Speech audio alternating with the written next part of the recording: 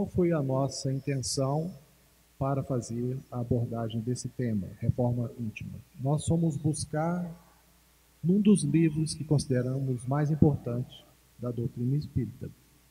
A obra, o compêndio da doutrina espírita é vastíssimo, mas quando a gente vai estudar o Pentateuco, as obras básicas, e nós vamos encontrar no Evangelho segundo o Espiritismo todas as condições necessárias de esclarecimento, de alento, de instruções dos Espíritos que fazem com que a gente busque essa reflexão e essa necessidade da autotransformação, da reforma íntima.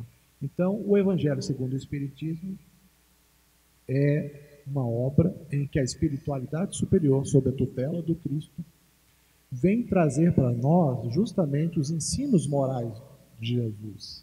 E é nesse contexto, nesses ensinos, que a gente vai encontrar os meios de buscar a reforma íntima.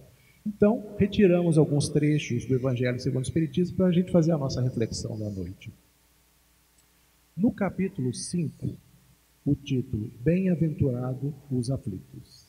O título por si só do capítulo é muito importante, muito sugestivo. Por que bem-aventurados os aflitos? Quando nós nos encontramos numa condição de sofrimento, de aflição, o que nós buscamos é sair dessa condição. E a gente vai fazer esse estudo, essa análise dos nossos problemas, e a gente vai percebendo pouco a pouco, quando sai daquela crisálida, daquela situação assim que eu estou sofrendo muito mais do que o outro, por quê? Qual que é o sentido da vida? Então, só o fato de nós nos estarmos perguntando por que do nosso sofrimento já é uma mudança, é um ponto de mutação, porque a aflição já mostra para nós um estágio um pouco iniciante ainda, mas um estágio de amadurecimento. Se eu estou aflito, é porque eu carrego comigo muitas imperfeições.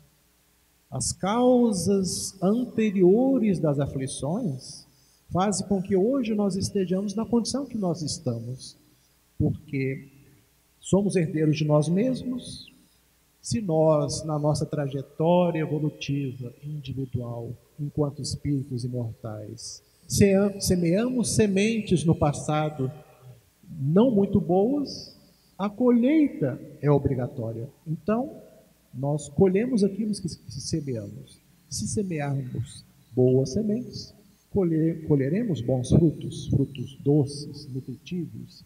Mas, como sabemos que na nossa trajetória, do momento de nossa criação, que Deus nos criou, até o momento que nos encontramos hoje, nós muito avançamos, mas ainda estamos numa condição ainda de mais proximidade com a nossa origem. Pressupondo, então, estamos numa condição em que enaltecemos muitas vezes as condições de viciações, as condições de desejos não muito salutares, as questões mais instintivas. Então, essa ligação nossa com o nosso passado nos traz até essa reflexão que estamos fazendo hoje. E essa reflexão é fundamental. Por isso que os Espíritos nos falam aqui nesse trecho, Bem-aventurados os aflitos, no capítulo 5. Vou ler para vocês. A felicidade não é deste mundo. Com efeito, nem a riqueza, nem o poder, nem mesmo a florida juventude são condições essenciais à felicidade. Digo mais, nem mesmo reunidas essas três condições tão desejadas, porquanto incessantemente se ouvem, no seio das classes mais privilegiadas, pessoas de todas as idades se queixarem amargamente da situação em que se encontram. Percebe? Quando o Cristo fala, nos ensina que a felicidade não é deste mundo, ela realmente não é deste mundo, mas ela começa a ser construída aqui por cada um de nós. Pelo esforço, pelo entendimento, pela reflexão de onde eu vim, o que eu estou fazendo aqui, qual que é o meu destino, qual que é o meu futuro. O futuro é um eterno vir a ser. E é no presente, como o próprio nome indica, que é um presente de Deus, que é uma bênção, uma oportunidade, é que eu posso construir a fortaleza necessária e a reforma íntima necessária para que eu possa ser uma pessoa melhor. Um cristão, um espírita cristão que se esforça para dominar suas más tendências. Então, a felicidade não é deste mundo, mas está sendo construída aqui. E nós temos um cadinho de felicidade, cada um de nós, neste mundo, sim. E aqui fala da riqueza, do poder, da beleza. Na verdade, falou aqui da florida juventude, eu estou associando a beleza, né? Porque éramos mais bonitos quando éramos mais jovens. Mas percebem que aqui eles falam que nem mesmo reunidas essas três condições, nós vamos encontrar nas algumas classes sociais mais abastadas, pessoas amarguradas. Então, a riqueza, ela pode ser sim uma condição de felicidade, se nós a obtivermos pelo esforço pessoal, ou herdando, ou ganhando em alguma loteria, algum prêmio. Mas se a gente pegar e fazer o mau uso da riqueza, ela se torna como se fosse uma água estagnada. E a água estagnada, ela tem vários problemas inerentes à condição de não nutrir aqueles seres que dela necessitam os recursos. Ela tem a condição de trazer doenças, ela tem a condição de mortalidade dos princípios vitais que ora deveriam estar ali. Então, a riqueza pode ser associada com essa necessidade de você fazer como se fosse mesmo uma fonte de águas cristalinas que surge e que percorre o seu caminho natural para abastecer os afluentes dos rios, se tornando rios, chegando ao mar e levando a vitalidade. Então, a riqueza, ela é uma possibilidade que Deus nos dá para que a gente possa utilizar dela para espalhar o bem. Seja sendo grandes empreendedores que vão gerar empregos, renda, vão construir condições para que os filhos dos seus colaboradores possam ter acesso a creches e tantas possibilidades que existem ao se fazer o bom uso da riqueza. O poder. Tantas pessoas, pela riqueza, buscam também o poder. E o poder, quando nós vamos fazer a análise da nossa condição, da nossa reforma íntima, o poder é muito perigoso. A gente pode observar muitas pessoas que se tornam orgulhosas ao assumirem o poder. Então, dê poder para uma pessoa que você vai conhecer a natureza dessa pessoa. Se você observar, nós temos pessoas, vou citar alguns exemplos, mas é só a título mesmo de exemplificação, porque todos nós podemos nos encaixar nisso, né?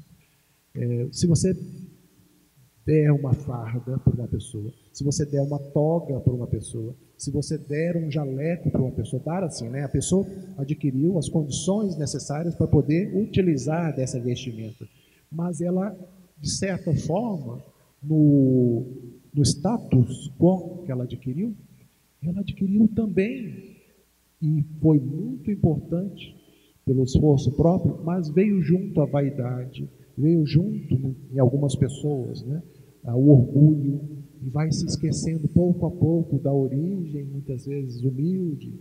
Então, são portas largas, é o que o Cristo se refere, né, que as portas largas do mundo, o poder é uma delas. A gente tem que tomar muito cuidado, porque elas nos conduzem a caminhos difíceis, em que muitas vezes nós podemos incorrer em erros que vão levar décadas, não seria exagero falar, séculos de reparação da nossa parte. Quando nos utilizamos dessas condições de riqueza, poder, beleza também, e nós incorremos em erros em que prejudicamos outras pessoas.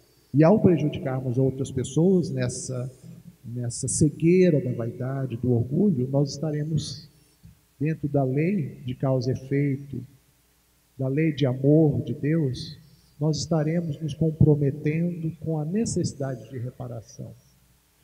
Mas, com o sofrimento depois de termos cometido esses enganos, vem uma necessidade de autorreflexão, de reforma íntima, em que muitos de nós descobrimos que erramos.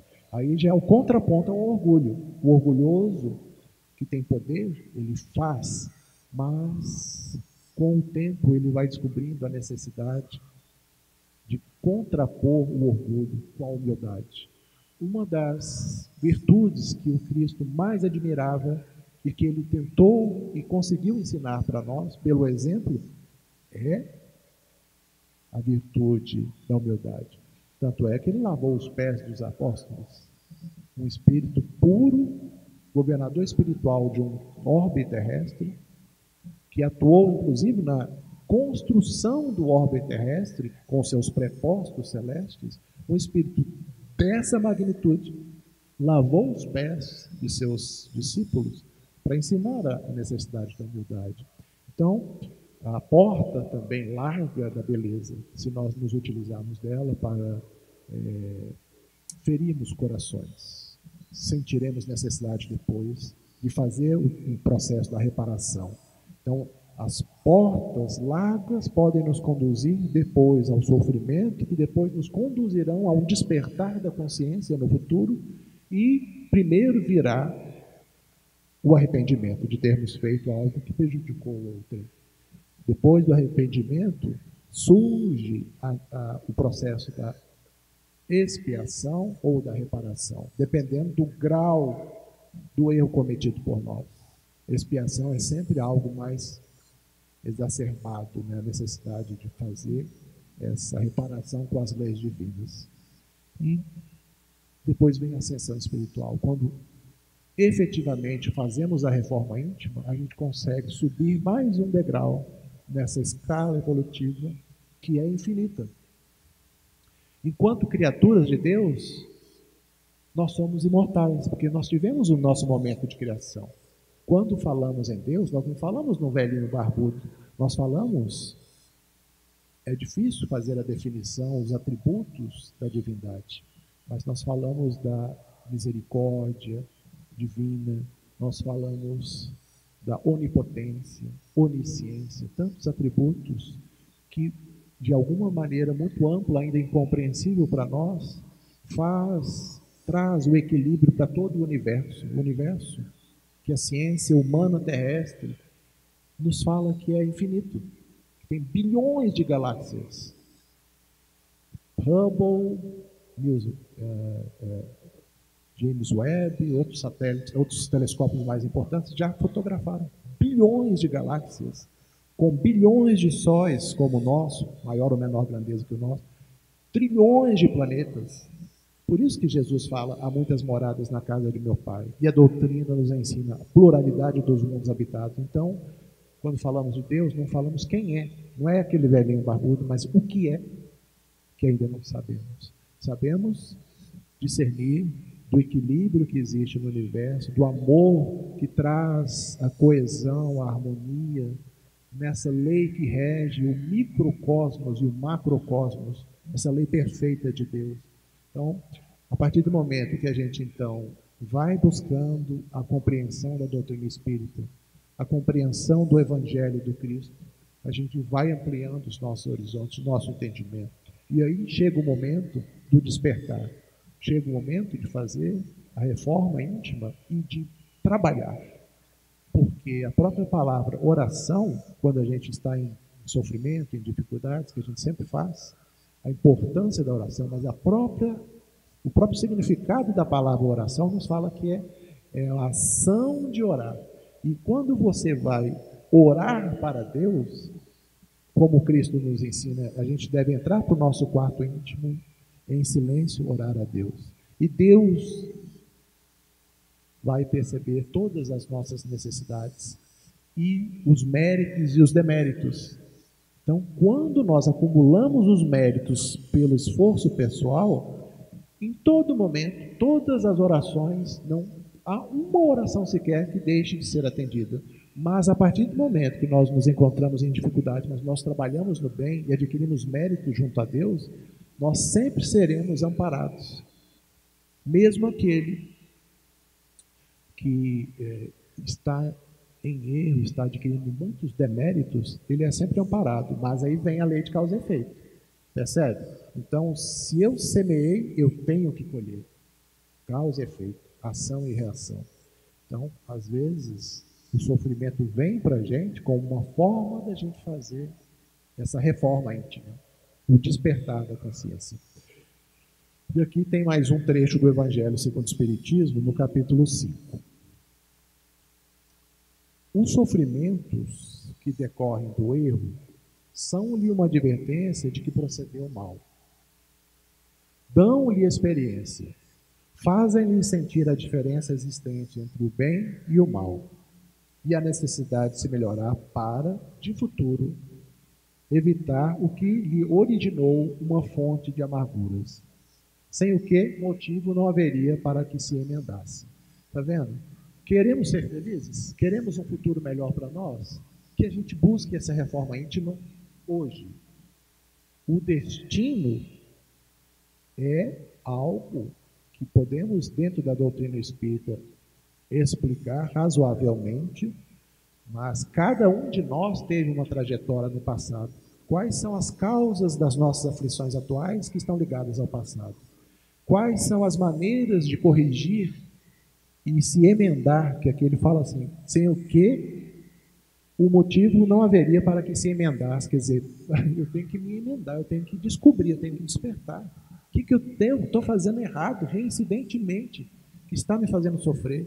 Então, essas causas anteriores, as causas atuais, é para nos mostrarem isso, que de futuro eu posso ser melhor, mas eu preciso trabalhar no presente, pela reforma íntima. Aqui fala também, no Evangelho, sobre os tormentos voluntários. Muitas vezes a gente sofre porque a gente quer. Olha só o que os Espíritos vão nos ensinar.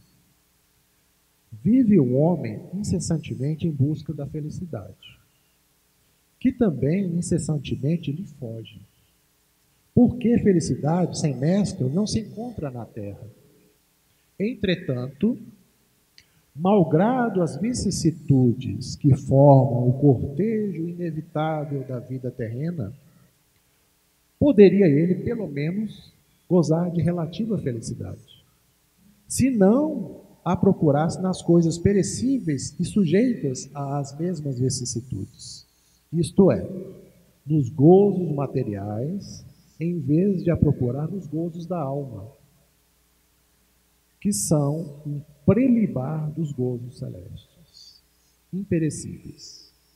Em vez de procurar a paz do coração, única felicidade real neste mundo, ele se mostra ávido de tudo o que o agitará e turbará.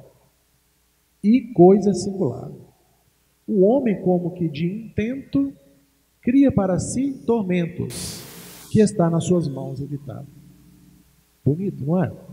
Eu até gostaria de sublinhar umas partes aqui. Olha que interessante. Quando fala assim, sem mescla na terra não se encontra a felicidade. Então a felicidade aqui são momentos de felicidade. Por quê? É um mundo de expiação e provas. Malgrado as vicissitudes, as dificuldades, as alternâncias das nossas vidas, poderia pelo menos gozar de felicidade relativa. Estamos buscando isso? Com o despertar das nossas consciências, nós vamos encontrar esse caminho. Se não procurasse nas coisas perecíveis, sujeitas às vicissitudes, eu vou até sublinhar aqui, perecíveis. O que a gente vive hoje é uma necessidade de contrapor algo que foi história da humanidade. Nossa história. Espíritos que estão há milênios desencarnando e reencarnando, vivendo neste mundo. A nossa necessidade de reformulação sobre as coisas materiais perecíveis. como Cristo nos ensina. Aquilo que o ladrão rouba, que a traça e a ferrugem corroem, às vezes a gente vai buscar isso por um processo de miopia espiritual, despertar da consciência. Até então, nessa história da humanidade, nós vivemos muito isso, buscando as coisas materiais. Mas chegou o momento de despertar, de reforma. Por que nós estamos reunidos aqui? Nessa noite, num dia chuvoso de janeiro, nós estamos reunidos porque nós estamos buscando algo a mais. Na reforma íntima que estamos fazendo, o nosso despertar nos mostra a necessidade de conhecimento, mas também de prática. Por isso que fala aqui, que a gente vai fazer esse contraponto a essa visão do passado, materialismo. Agora nós vamos buscar a espiritualidade, independentemente de religião. Por que na doutrina espírita, Leon Denis nos ensina que a doutrina espírita não é a religião do futuro, mas o futuro das religiões. Todas as religiões, independentemente de quais sejam, vão amadurecer para as questões espirituais. Se a gente hoje tem algumas agremiações religiosas que dão muito valor ao crescimento material, que as pessoas, os devotos, devem se esforçar para poder vencer na vida, crescerem, enriquecerem, e também fazerem as suas doações para a igreja, mas eu não estou aqui com nenhum sentimento de crítica, mas ainda é um enfoque muito material, com um pano de fundo espiritual. Aí a gente precisa tirar essa venda, essa ilusão, essa miopia e fazer o real despertamento para as coisas de Deus, para as coisas, porque quando se fala de espiritualidade, é a qualidade que advém do Espírito.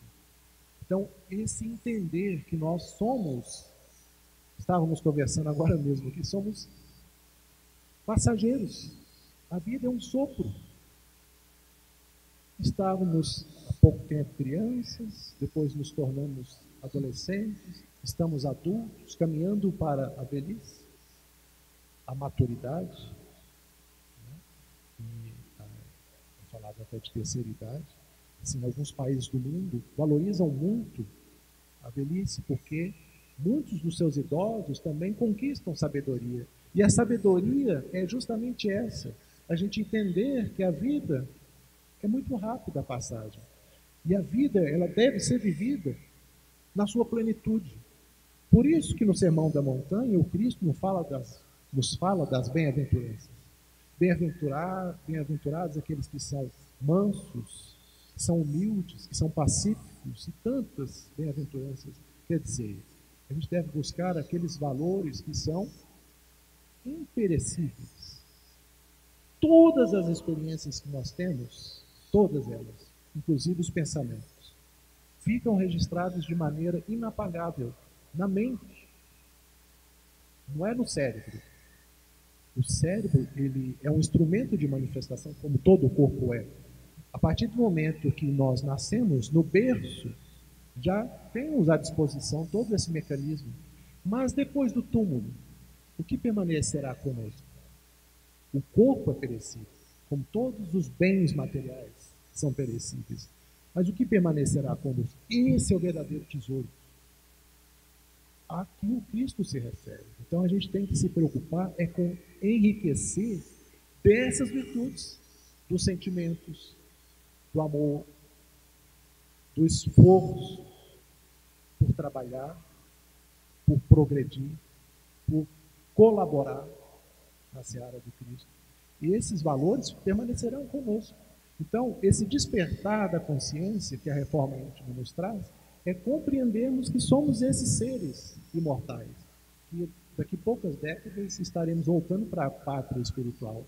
E lá permaneceremos por 30, 40, 70 anos até receber uma nova oportunidade de reencarnação.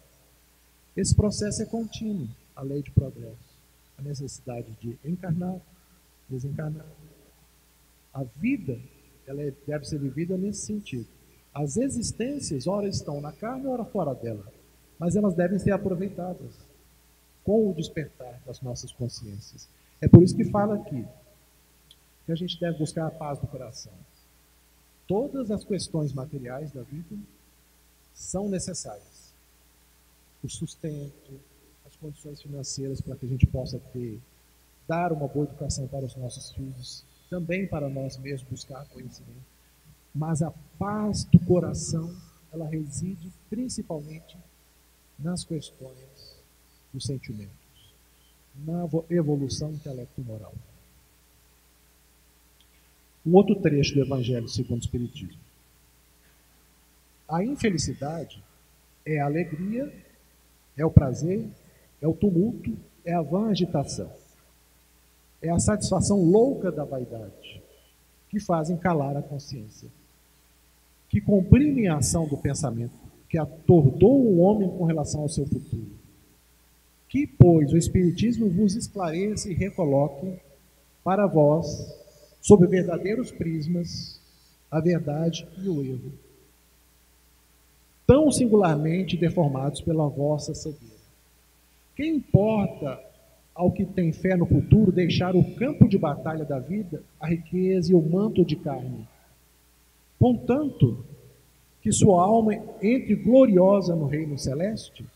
Delfina de Girardin, Paris, 1861.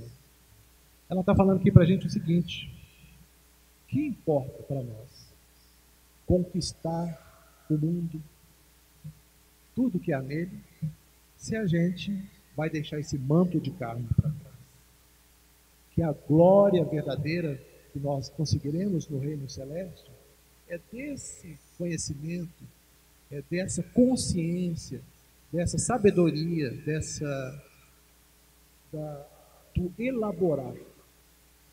Elaborar é tirar de dentro de si, através do trabalho, e fazer o trabalho na obra do Cristo. Isso é que traz a verdadeira felicidade. Porque tudo mais, aqui fala, é tumulto, é vã agitação, louca satisfação da vaidade. Está vendo? Onde nós vamos colocar a nossa felicidade? Todos nós temos acesso a um conhecimento vastíssimo, principalmente trazido pela doutrina espírita. Por isso que aqui menciona, né, que o Espiritismo nos esclareça, nos recoloque na trilha correta, o esclarecimento. Tivemos acesso ao conhecimento. O conhecimento por si só não resolve nada. O esclarecimento, o processo de renovação e de conscientização é um passo além do conhecer, simplesmente. A gente precisa, para obter a sabedoria, viver o conhecimento, viver a boa nova e os ensinos do Cristo, que nos concitam a fazer isso. Sem o que, a gente vai estar vivendo essa vã agitação da vaidade. E continuo falando sobre a reforma íntima no livro O Evangelho segundo o Espiritismo. Bem-aventurados que têm puro coração. A verdadeira pureza não está somente nos atos, está também no pensamento. Porquanto, aquele que tem puro coração nem sequer pensa no mal. Eu faço uma reflexão por mim mesmo. Eu ainda não estou nesse estágio, muito além, muito longe disso. Por quê? Aqui está falando assim: porquanto aquele que tem puro coração nem sequer pensa no mal. Eu ainda estou naquela fase do embate entre o bem e o mal. O mal, como Paulo nos ensina, o mal que eu faço, muitas vezes eu não consigo ainda deixar de fazer. Mas no seu trabalho de conversão, em que ele, às portas de Damasco, se encontrando com o Cristo, já havia sido perseguidor dos homens do caminho. Naquela época ainda não tinha designação de cristãos, eram homens do caminho. Ele, nesse embate dele, enquanto Saulo, ele passou por momentos de sofrimento, desilusão, né? Ele passou por a fase de remorso, por ter promovido essa perseguição inicial. Mas quando o Cristo foi buscá-lo pessoalmente, de uma maneira alegórica, metafórica, às portas de Damasco, né? Ele faz então a sua conversão. E é difícil. Um homem como Paulo de Tarso, que consegue fazer uma reviravolta em sua vida e passar a um dia falar, já não sou eu mais quem vivo, mas o Cristo que vive em mim. Quer dizer, essa questão entre discernir entre fazer o bem e o mal, ele conseguiu atingir um estágio numa mesma existência, isso que é notório. Muito difícil para mim, talvez para muitos de nós, fazer essa correção de rumo numa mesma existência, saindo de perseguidor para aquilo que divulgava o Evangelho do Cristo. Então, nós também podemos fazer esse trabalho de conversão. Olha como que a palavra ela nos traz um significado interessante. Conversão, quer dizer, ao ponto de falar isso, já não sou eu mais quem vive. Tudo que eu faço de acordo agora com os ensinamentos do Cristo. Então, esse estágio de uma alma, de um espírito superior, é o que todos nós devemos traçar como meta para as nossas existências. Vamos buscar sermos também, algum dia, no futuro, sermos superiores. Aqueles espíritos que agora já não pensam mais em fazer o mal, só pensam em fazer o bem. A pureza de coração está nisso. Difícil, mas é algo que se vai galgar pouco a pouco, pelo esforço pessoal de cada um de nós. E essa é a beleza. Isso é o sentido. Porque quando nós nos perguntamos na nossa reforma íntima, qual o sentido da vida? O que eu estou fazendo aqui? O sentido da vida de cada um, para cada um de nós, é esse. Sermos melhores. Em qual sentido? Intelectual e moral. E assim nós vamos para mais um trecho do Evangelho aqui, para contribuir para a gente na reflexão sobre a reforma íntima. Capítulo 9 do Evangelho segundo o Espiritismo. Bem-aventurados os que são brandos e pacíficos. Segundo a ideia falsíssima de que não lhe é possível reformar a sua própria natureza, o homem se julga dispensado de empregar esforços para se corrigir dos defeitos, em que de boa vontade se compraz, ou que exigiriam muita perseverança para serem extirpados. É assim, por exemplo, que o indivíduo propenso a encolerizar-se quase sempre se desculpa com o seu temperamento, em vez de se confessar culpado.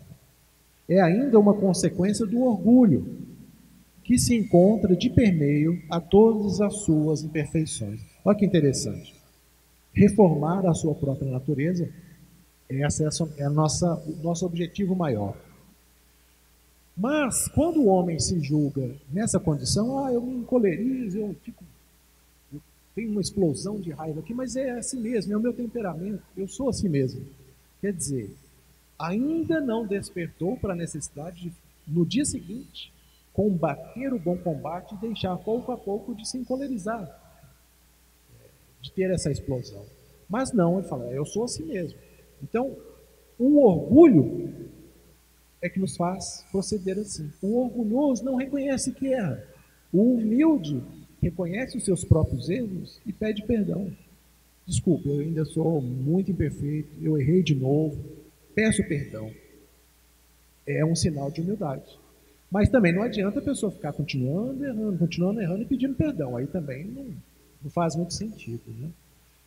Jesus nos ensina que a gente deve perdoar 70 vezes 7 vezes. Quando você vai pegando 70 vezes 70 vezes, aí é um número infinito que não cabe na calculadora. Então, a gente tem sempre que perdoar, porque nós somos muito falíveis, muito cheios de erro. Nós necessitamos da misericórdia divina a todo momento, porque toda hora nós estamos errando. Aqui fala do pensamento. Às vezes não é através de atos, mas é através do pensamento. Nós falhamos. Mas, aí que está. Se nós somos, igual foi comentado mais cedo, né? Deus não tem necessidade de perdoar seus filhos porque ele não se sente ofendido.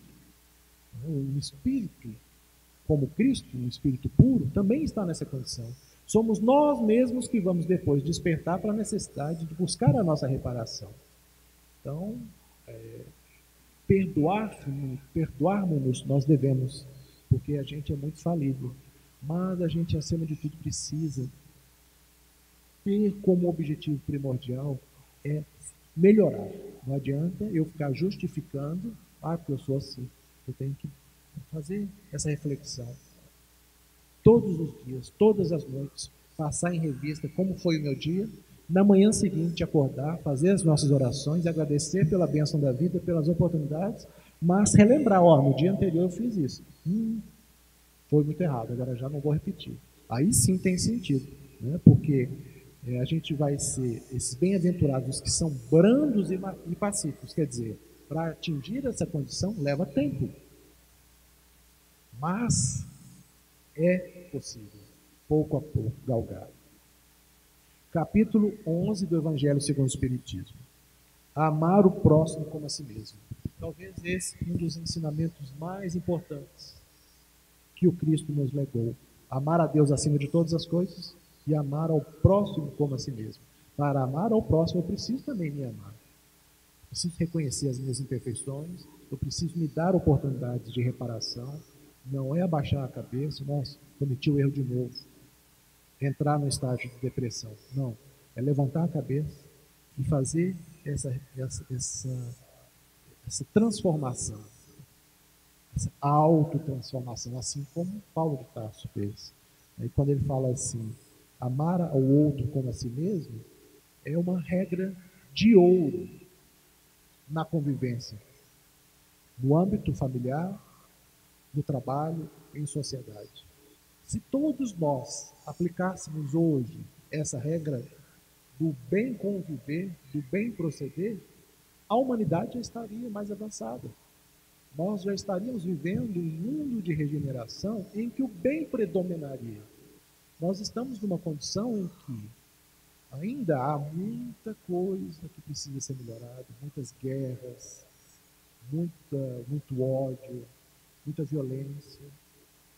Mas se formos analisar proporcionalmente, talvez 8 bilhões de seres humanos reencarnados, 20 e poucos bilhões de seres humanos desencarnados, convivendo entre si intensivamente e influenciando-se intensivamente, talvez se nós utilizássemos essa regra do Cristo, aí sim, não teríamos mais populações carcerárias, não teríamos mais crime, porque amar é uma palavra muito ampla. Amar, a lei de amor é a mesma lei que traz equilíbrio para um pequeno inseto, uma pequena flor, em relação a uma estrela, a própria, assim, fazendo umas reflexões aqui que me surgiram, a própria perfeição, o equilíbrio que existe na condição em que a Terra se encontra em relação ao Sol, numa distância perfeita, num grau de inclinação perfeito, que permite as estações do ano, como a gente está vivendo agora, essa bênção da chuva. Então, tudo isso no universo tem um equilíbrio, uma lei de amor, de perfeição, que nos é trazida por Deus. Então, quando a gente percebe que amar ao próximo como a si mesmo é entender essa perfeição das leis de Deus e fazer a reforma íntima, colocar em prática esse amor que Cristo nos ensina. Mas uma pequena nota explicativa do Evangelho segundo o Espiritismo. Allan Kardec encontrou nos princípios da doutrina espírita explicações que apontam para leis sábias e supremas, razão pela qual afirmou que o Espiritismo permite resolver milhares de problemas históricos, arqueológicos, antropológicos, teológicos, morais, sociais, etc.